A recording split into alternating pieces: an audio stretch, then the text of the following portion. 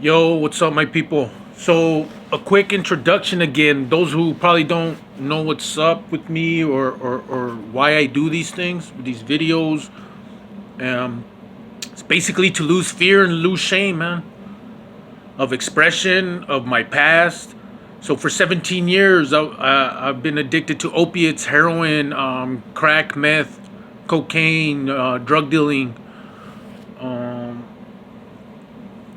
almost just about seen it and participated and done it all, so to speak.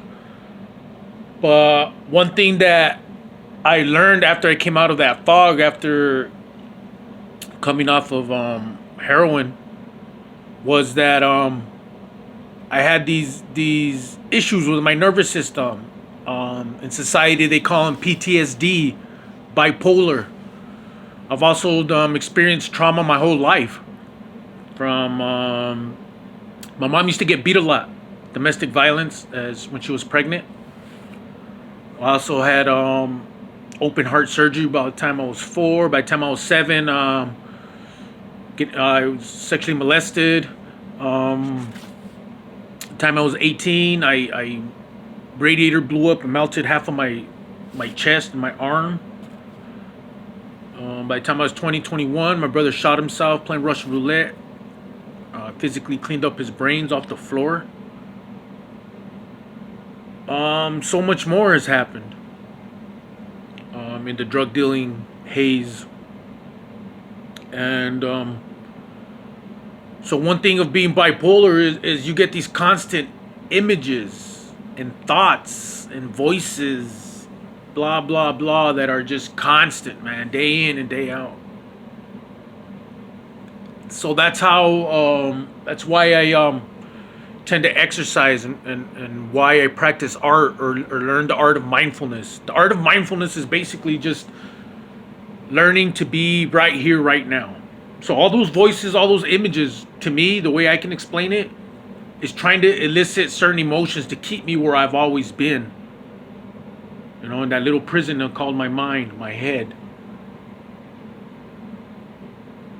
Where all kinds of scenarios play out, all kinds of arguments, all kinds of this and that, all these fears. And what it does basically to a nervous system is call it the dorsal vagal, where you go into fucking freeze mode, man. You just freeze. We shut down. Boom. No emotions. Get depressed. Can't leave the room. All you want to do is watch TV, zone out, so you don't have to fucking deal with it. And so one thing that helps is expressing, is putting my ego, my so-called that part of me that speaks, the one that sends the images, the one that does all that, you know. So I just counteract it. You know, it's taken me a few years to be able to sit down and just speak like this. I was so fucking embarrassed, man. I can't even see you guys, and I was so scared of you. Of anybody watching or hearing, you know, like, oh my god, what are they gonna think? Like, shit, you know.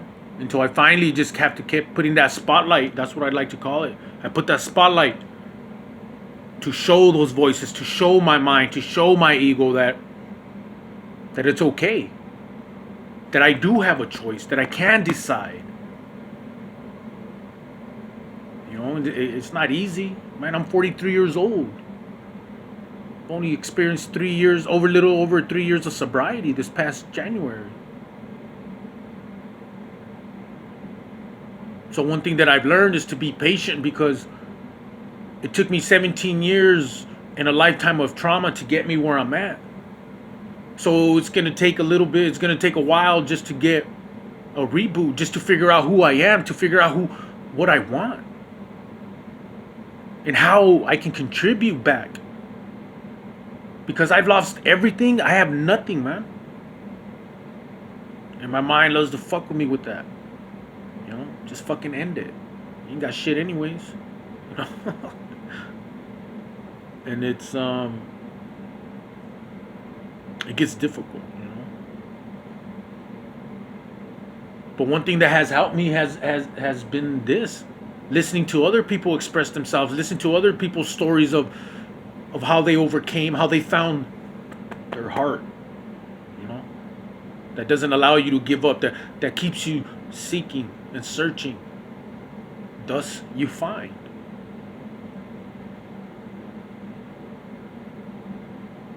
So it's a good rule of thumb for me. That why has helped me. I can't say what what works for you, but just sitting down and journaling, asking if it's true,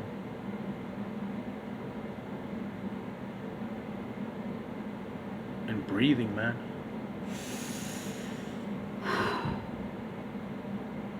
So I hope this helps. Anybody out there that's going through all these same things, just like I said, try to counteract it. Ignore it. Learn to ignore the voice. Get to know what those voices are doing to your feelings, how you feel around certain people, how certain food makes you feel.